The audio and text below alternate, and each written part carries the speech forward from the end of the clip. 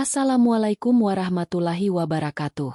Pernahkah kalian mendengar tentang istana misterius di atas Bukit Tandus di kota suci Madinah? Bangunan megah itu berdiri di atas Jabal Habsyi, dan banyak yang menyebutnya sebagai tempat singgah Dajjal. Sebuah lokasi yang disebut dalam hadis sebagai bukit garam yang kelak akan menjadi saksi bisu salah satu tanda kiamat terbesar. Apakah ini sekadar bangunan biasa? Atau justru inilah awal dari fitnah Dajjal yang dahsyat? Bangunan ini tidak masuk akal, letaknya di puncak bukit terpencil, tapi justru dibuat megah bak istana kerajaan akhir zaman.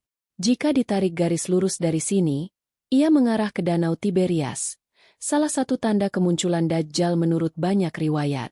Apakah ini kebetulan? Atau ada misi rahasia yang sedang berlangsung? Simak kisah penuh misteri ini sampai akhir. Karena kamu akan menemukan fakta mengejutkan di balik bangunan yang dikabarkan bisa mengubah dunia dalam sekejap. Angin padang pasir menghembus pelan ketika senja mulai merayap ke kota Madinah. Di kejauhan, tampak sebuah bangunan menjulang di atas Bukit Tandus. Bangunan itu tampak sunyi, kokoh, dan seperti menantang langit merah keemasan yang menggantung rendah.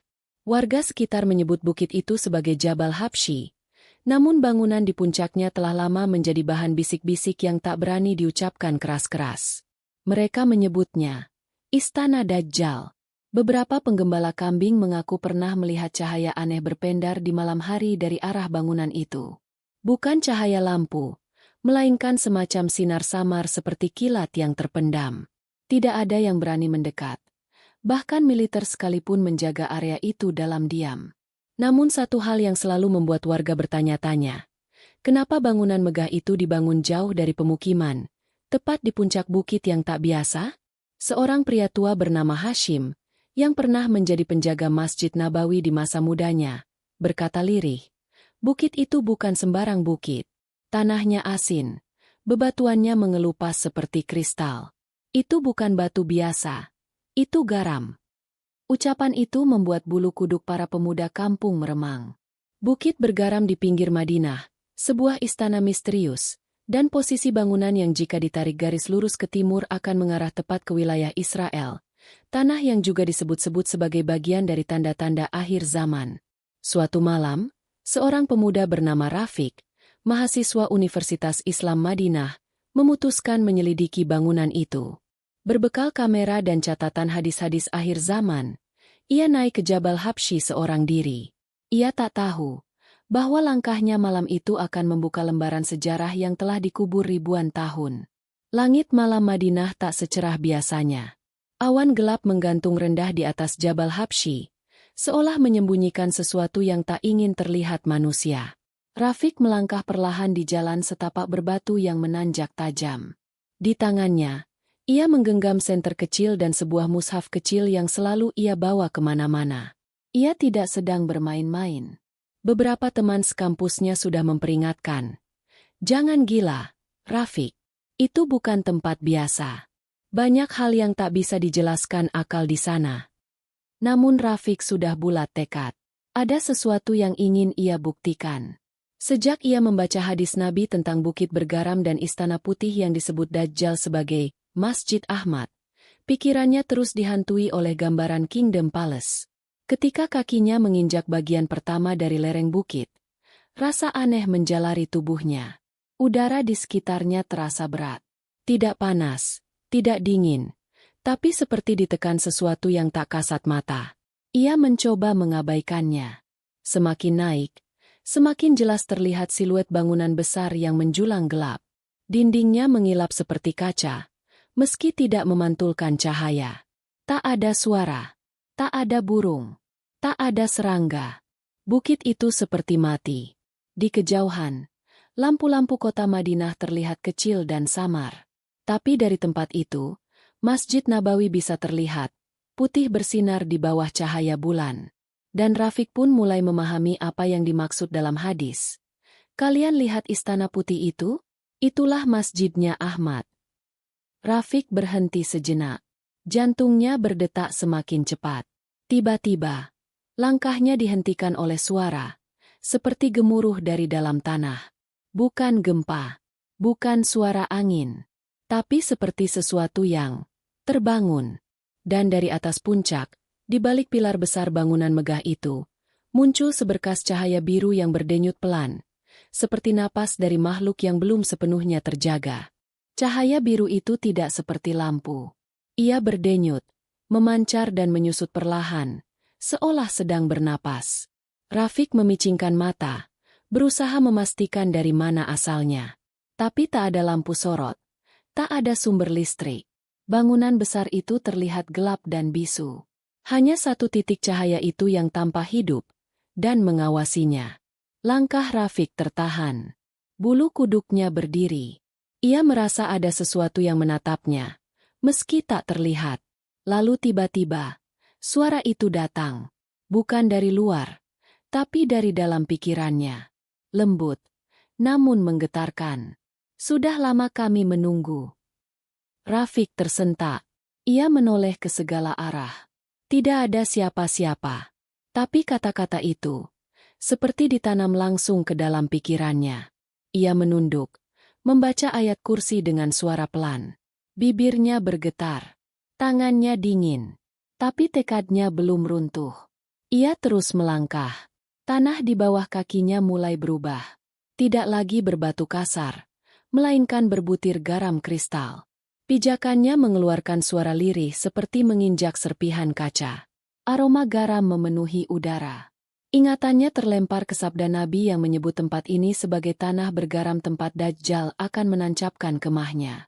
Rafiq mengambil ponselnya. Ia mencoba merekam, namun layar hanya menampilkan gangguan. Suara gemerisik seperti desir angin bercampur bisikan terdengar samar. Layar buram, bergoyang, lalu mati total. Ia mencoba menyalakan ulang, tapi tak berhasil. Saat itulah ia melihatnya. Sebuah bayangan. Tidak memiliki wajah. Hanya siluet hitam yang berdiri di ujung bangunan, menghadap ke arah Masjid Nabawi. Tak bergerak, tapi sangat nyata. Rafiq mundur satu langkah. Bayangan itu pun mengangkat tangannya, perlahan menunjuk ke arah masjid. Lalu terdengar suara itu lagi. Lebih jelas, lebih dalam. Itu, Istana Ahmad. Dan seketika, denyutan cahaya biru itu meledak menjadi lingkaran cahaya yang meluas dalam diam, menerangi sekeliling bukit dengan cahaya dingin yang menusuk mata. Rafiq terdorong mundur, terjatuh, dan dunia seakan membeku. Sebelum segalanya kembali gelap, Rafiq terbangun dengan tubuh penuh debu. Kepalanya berdenyut. Langit di atasnya masih gelap, tapi tak ada bintang. Seolah-olah malam itu bukan malam biasa. Suasana di sekitarnya pun berubah. Bukit Jabal Habsyi yang semula menjulang kini tak terlihat, digantikan oleh lembah luas yang dipenuhi kabut tipis berwarna kebiruan. Ia mencoba berdiri, tapi kakinya lemas. Tanah di bawahnya terasa lembut, hampir seperti pasir basah. Ia berusaha mengingat apa yang terjadi. Bayangan hitam, cahaya biru, suara dalam pikirannya. Lalu, kehampaan. Samar-samar dari kejauhan, terdengar gemerincing logam, seperti rantai yang diseret di atas batu. Suara itu datang dari balik kabut. Rafiq menahan napas. Matanya menatap tajam ke arah sumber suara. Dan perlahan, sosok-sosok mulai tampak. Siluet tubuh-tubuh tinggi, memanjang, berjalan tertatih, dengan kepala tertunduk dan tangan terikat. Mereka tampak seperti manusia, tapi tidak sepenuhnya. Mata mereka kosong, gerakannya kaku, namun mereka semua berjalan menuju satu arah, ke arah bangunan hitam yang berdiri di tengah lembah. Bangunan itu tak seperti Kingdom Palace. Ia lebih tua, lebih kelam, tidak memiliki jendela, tidak pula pintu. Hanya dinding hitam legam dengan pilar-pilar raksasa mengelilinginya. Dan di puncaknya, berkedip satu cahaya merah. Seperti mata. Menyala pelan. Mengawasi segalanya. Satu sosok dari antara kerumunan itu berhenti. Kepalanya menoleh perlahan ke arah Rafiq. Dan tubuhnya mulai mendekat. Langkahnya lambat, namun pasti. Rafiq mundur. Hatinya memukul-mukul dadanya sendiri. Tapi tubuhnya tak bisa bergerak cepat. Kakinya seolah ditarik oleh sesuatu dari bawah tanah. Saat makhluk itu hampir sampai, Rafiq melihat wajahnya. Itu adalah wajahnya sendiri. Tapi matanya hitam kosong, dan mulutnya retak-retak seperti tanah kering. Wajah itu menatapnya tanpa berkedip, lalu berkata dengan suara serak, "Kau sudah melihat apa yang tak boleh dilihat." Dan tiba-tiba, tanah di bawah kaki Rafiq pecah, membuka seperti rahang raksasa, dan ia terjatuh ke dalam kegelapan tanpa dasar, disambut suara jeritan yang berasal dari dalam dirinya sendiri. Kesadaran Rafiq kembali perlahan. Namun kali ini ia tak lagi berada di lembah misterius itu. Ia menemukan dirinya berdiri di antara dua dinding tinggi yang memantulkan cahaya samar dari langit. Di hadapannya terbentang lorong panjang yang di ujungnya tampak 7 gerbang berdiri berjajar. Masing-masing gerbang dijaga oleh 2 sosok bersinar yang tak bisa dilihat wajahnya. Sosok-sosok itu berdiri diam, namun dari tubuh mereka terpancar cahaya terang yang menusuk pandangan. Di belakang Rafiq, angin menggeram seperti raksasa marah, seolah mendorongnya untuk maju. Rafiq berjalan pelan, langkahnya berat, hatinya dipenuhi kegelisahan, karena setiap gerbang itu bukan gerbang biasa. Di atas masing-masing pintunya, tertulis nama-nama tempat: Mekah, Tabuk, Badar, Jeddah, dan Madinah. Ia terpaku pada gerbang ketujuh. Gerbang Madinah. Cahaya di balik gerbang itu sangat terang, menyilaukan, dan ketika ia mendekat, ia bisa mendengar suara azan menggema pelan dari kejauhan. Suara itu begitu syahdu, seperti memanggilnya pulang. Tapi 2 malaikat penjaga gerbang itu mengangkat tangan bersilang, menghentikan langkahnya. Rafiq menunduk dalam diam. Namun salah satu dari mereka berbicara dengan suara yang seperti bergema dari dalam bumi. Tak seorang pun bisa masuk, kecuali dengan izin. Rafiq memohon, "Aku hanya ingin tahu, apa yang sebenarnya terjadi, apa yang sedang direncanakan." Malaikat itu terdiam sejenak, lalu menjawab, "Engkau telah melihat apa yang ditutupi. Engkau telah melangkah di atas bukit bergaram, tempat yang kelak akan didatangi oleh fitnah terbesar. Tempat yang tak akan tersentuh oleh Dajjal, namun akan menjadi saksi hadirnya pilihan terakhir bagi umat manusia." Tiba-tiba langit di atas berubah. Awan gelap bergulung cepat, dan kilatan cahaya menyambar di atas puncak gunung. Suara dentuman mengguncang tempat itu. Rafiq menoleh ke belakang, dan dari balik kegelapan, ia melihat kilasan bayangan besar sedang merangkak keluar dari celah bumi. Besarnya tak terbayangkan. Kepalanya tinggi melewati kabut, dan matanya menyala merah seperti bara api. Makhluk itu sedang menuju ke arah kota yang bercahaya di balik gerbang ketujuh. Dan semua gerbang pun mulai tertutup satu persatu, kecuali gerbang Madinah. Sebelum Rafiq bisa bersuara, tanah di sekitarnya kembali pecah, dan ia terhisap dalam pusaran angin tak terlihat, dilemparkan kembali ke dunia nyata. Tubuh Rafiq tergeletak di tanah berbatu Jabal Habsyi. Ia terengah-engah, napasnya berat seperti baru tenggelam di dasar laut. Tapi langit kembali normal. Bintang-bintang bersinar tenang. Masjid Nabawi terlihat dari kejauhan, tenang, suci, dan megah seperti biasa. Namun Rafiq tahu, sesuatu telah berubah. Tangannya gemetar ketika ia menyentuh sakunya. Ia menemukan mushaf kecil yang masih utuh, dan di sampingnya, sebuah benda asing. Sebuah kertas tua, berwarna kuning kecoklatan, seperti sobekan dari kitab kuno. Di atasnya tertulis huruf-huruf Arab kuno, dengan tinta yang mengering seperti darah beku. Di tengah lembar itu, ada satu simbol, gambar menara putih. Ia membalik kertas itu, dan melihat potongan hadis yang ia hafal betul. Isa bin Maryam akan turun di menara putih sebelah timur kota Damaskus, mengenakan pakaian yang dicelup zafaron, dan berpegangan pada sayap 2 malaikat. Jantung Rafiq berdegup kencang. Ia teringat, saat kecil pernah membaca kitab sejarah yang menyebut tentang Masjid Al-Umawi di Damaskus. Masjid itu memiliki menara putih yang disebut sebagai tempat turunnya Nabi Isa di akhir zaman. Tapi kenapa potongan hadis itu muncul di bukit ini? Di Madinah? Ia teringat akan garis lurus yang ia pelajari dari peta. Jika ditarik dari Masjid Nabawi ke arah Kingdom Palace, lalu diteruskan, maka jalurnya akan sampai ke Damaskus, dan terus menuju utara ke Danau Tiberias. Apakah ini kebetulan? Atau semua lokasi itu memang saling terhubung? Rafiq membuka mushaf kecilnya. Ia memilih acak, dan matanya langsung tertuju pada satu ayat dari surat An-Nam. Dan tiadalah yang diucapkannya itu menurut kemauan hawa nafsunya. Ucapannya tidak lain hanyalah wahyu yang diwahyukan kepadanya. Tangannya bergetar. Ia mulai mengerti. Hadis-hadis tentang Dajjal, lokasi turunnya Nabi Isa, gerbang-gerbang Madinah, dan tanah bergaram, semua bukan cerita simbolis belaka. Semua memiliki peta. Semua bisa ditelusuri secara fisik. Namun semakin banyak ia mengerti, semakin besar rasa takut yang tumbuh dalam dadanya. Karena apa yang tampak di balik layar dunia, ternyata jauh lebih nyata daripada yang ia bayangkan. Dan malam itu, ketika ia turun dari bukit, dari kejauhan, Kingdom Palace bersinar samar. Namun kini tak hanya cahaya biru yang terlihat. Di pucuk bangunannya, muncul satu titik merah yang berkedip lambat, seolah sedang mengamati setiap langkahnya dari ketinggian.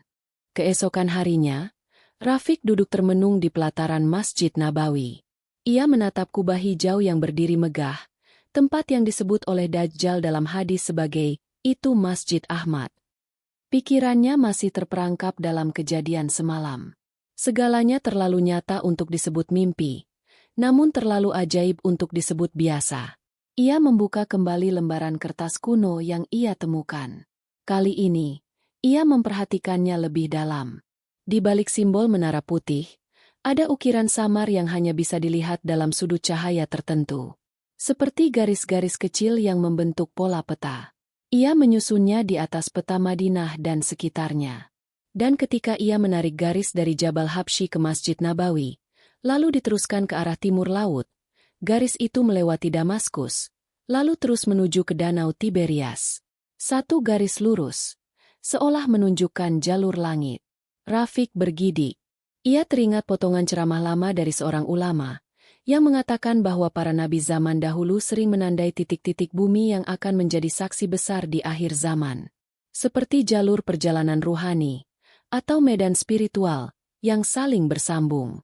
Ia mendatangi dosennya di kampus, Syekh Abdul Wahid, seorang pakar hadis dan sejarah Islam. Rafiq menyerahkan kertas itu diam-diam. Sang syaikh memeriksanya dengan sangat hati-hati. Matanya melebar perlahan. Dari mana engkau mendapatkan ini? Dari Jabal Habsyi, jawab Rafiq dengan suara rendah. Syekh Abdul Wahid terdiam lama, lalu berkata, ini bukan kertas biasa. Ini bagian dari manuskrip lama, disebut Jalur Nurani. Hanya sedikit orang yang tahu, dan lebih sedikit lagi yang percaya. Ini konon ditulis oleh para pengikut Nabi Isa sebelum masa hijrahnya ke tempat tersembunyi. Rafiq menelan ludah. Ia belum pernah mendengar nama itu sebelumnya. Tapi kenapa sekarang muncul di Jabal Habsyi? Tanyanya. Sang syaikh memandang jauh ke arah barat. Karena tanda-tanda telah muncul. Dan mungkin, engkau telah dipilih untuk membuka jalur itu. Pada malam yang sama, Rafiq kembali ke kamarnya. Ia merasa matanya tak bisa lepas dari satu titik cahaya merah yang berkedip dari kejauhan. Dari puncak Kingdom Palace. Namun saat ia hendak memejamkan mata, ponselnya yang sempat mati kembali menyala dengan sendirinya. Dan di layar, muncul satu foto yang belum pernah ia ambil. Siluet makhluk tinggi, berdiri di depan bangunan hitam, dengan mata merah yang menyala. Rafiq duduk membatu. Foto itu jelas. Terlalu jelas untuk disebut gangguan kamera. Wajah makhluk itu tidak bisa dikenali. Tingginya lebih dari manusia biasa, dengan leher panjang dan mata merah membara. Di belakangnya, berdiri bangunan hitam pekat tanpa jendela, mirip dengan struktur aneh yang dilihat Rafiq saat terjatuh ke lembah dalam mimpinya. Tapi kini ia yakin, itu bukan mimpi. Malam itu juga, ia memberanikan diri menghubungi sahabat lamanya, Amir, seorang peneliti hadis yang kini bekerja di lembaga arkeologi di Riyadh. Amir datang ke Madinah keesokan harinya, membawa dokumen-dokumen kuno dan perangkat pemindai. Mereka bertemu di sebuah rumah sewa kecil, jauh dari keramaian. Aku telah meneliti banyak teks kuno tentang Dajjal, Isa, dan tempat-tempat akhir zaman, kata Amir. Tapi tidak pernah sekalipun ada laporan tentang benda seperti ini muncul begitu nyata. Kau yakin itu dari ponselmu sendiri? Rafiq mengangguk. Amir membuka salah satu manuskrip cetakan ulang dari abad pertengahan. Di dalamnya tergambar lambang segitiga dengan mata satu, dikelilingi oleh 7 cincin kecil. Ini disebut sebagai mata yang mengawasi. Dalam riwayat yang tidak masyhur, disebut bahwa Dajjal memiliki jaringan pengamat yang menyebar dari bawah tanah. Mereka disebut Al-Hafidz, para penjaga. Amir menatap foto itu lama. Yang kau lihat mungkin salah satu dari mereka. Seketika itu juga, bumi bergetar ringan. Hanya sepersekian detik. Namun cukup membuat gelas di atas meja bergetar dan jatuh. Mereka saling berpandangan. Gempa? Tanya Rafiq pelan. Tapi Amir menggeleng. Tidak tercatat di BMKG. Bukan gempa biasa. Rafiq merasa dadanya sesak. Ia teringat sabda Nabi tentang 3 gempa yang akan mengguncang Madinah menjelang munculnya Dajjal. Apakah ini salah satunya? Pada malam ketiga, mereka kembali naik ke kaki Jabal Habsyi. Amir membawa alat perekam gelombang bawah tanah. Saat mereka menyalakannya, layar menunjukkan frekuensi tidak wajar. Detaknya pelan, tapi konsisten. Seperti suara detak jantung. Tapi dari dalam bumi. Lalu suara itu muncul kembali. Bukan di telinga, tapi di dalam kepala mereka berdua. Kalian sudah terlalu dekat. Dan di bawah tanah, sesuatu bergerak. Besar, berat, dan tak ingin ditemukan. Rafiq dan Amir berlari menuruni lereng Jabal Habsyi. Alat perekam gelombang di tangan Amir mengeluarkan suara mendecit nyaring. Semakin jauh mereka menjauh dari titik koordinat di mana suara itu terdengar, semakin nyaring dan kacau sinyalnya. Seolah-olah ada sesuatu dari bawah tanah yang mencoba mengganggu alat tersebut. Mereka berlindung di balik bebatuan besar. Nafas Rafiq memburu. Matanya menyapu kegelapan malam yang terasa menekan. Ia tahu, malam ini bukan malam biasa. Dan suara dalam kepalanya, itu bukan halusinasi. Kita harus keluar dari sini, bisik Amir. Ini bukan hanya tentang istana misterius. Ini tentang sistem. Sistem yang sudah disiapkan ribuan tahun. Rafiq masih menggenggam lembaran kertas kuno yang ditemukan sebelumnya. Kali ini, ia membuka lipatan yang selama ini ia anggap kosong. Namun malam ini, dalam pantulan cahaya bulan, tulisan-tulisan baru tampak. Seperti tinta gaib yang hanya muncul di waktu tertentu. Ada peta, simbol, dan satu kalimat yang membuat bulu kuduk mereka berdiri. Ketika mata itu terbuka, 7 gerbang akan bergerak. 7 gerbang. Rafiq teringat kembali pada sosok Dajjal dalam hadis yang menyebut bahwa ia tidak akan bisa masuk ke Madinah, karena dijaga oleh 7 pintu dan malaikat di tiap pintunya. Tapi bagaimana jika gerbang itu bukan hanya penjaga, melainkan juga titik-titik pertahanan terakhir bumi dari kekuatan Dajjal? Amir menyambung, gerbang itu bukan sekadar batas kota, tapi segel. Dan jika salah satu terbuka, maka Dajjal bisa melewati dimensi yang selama ini tersegel.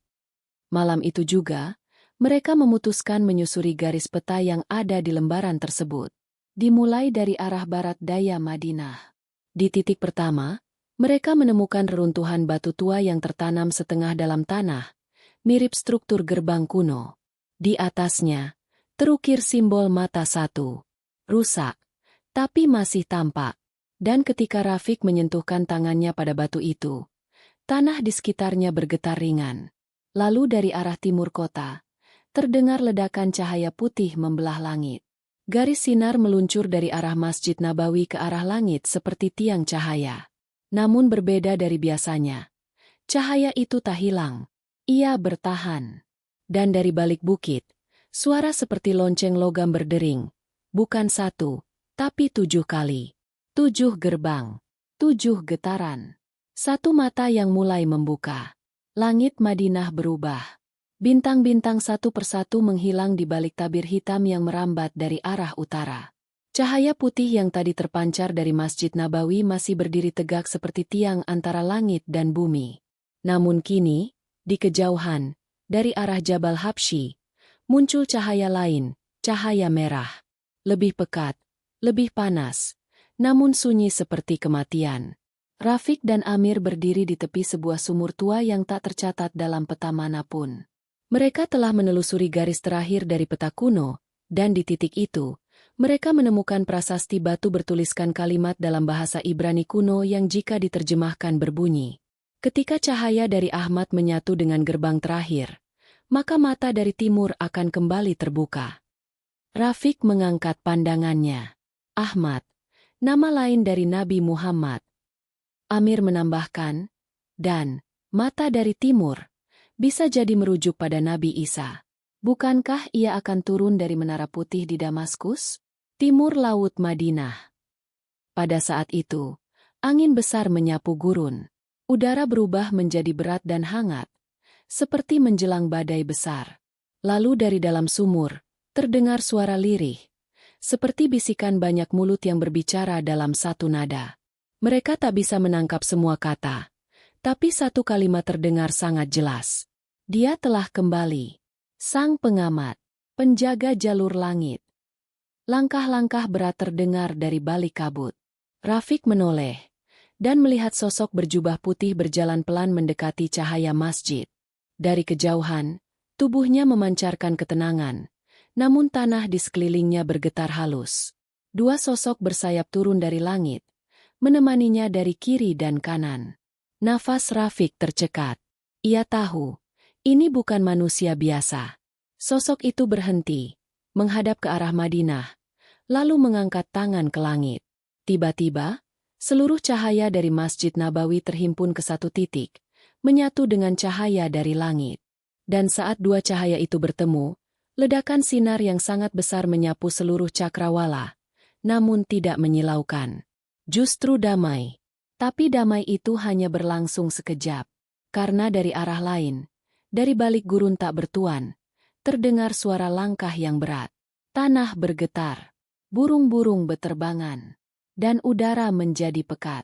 Sesuatu sedang menuju Madinah. Sesuatu yang telah lama ditahan di balik 7 gerbang itu. Dan kini, ia tahu jalan masuknya.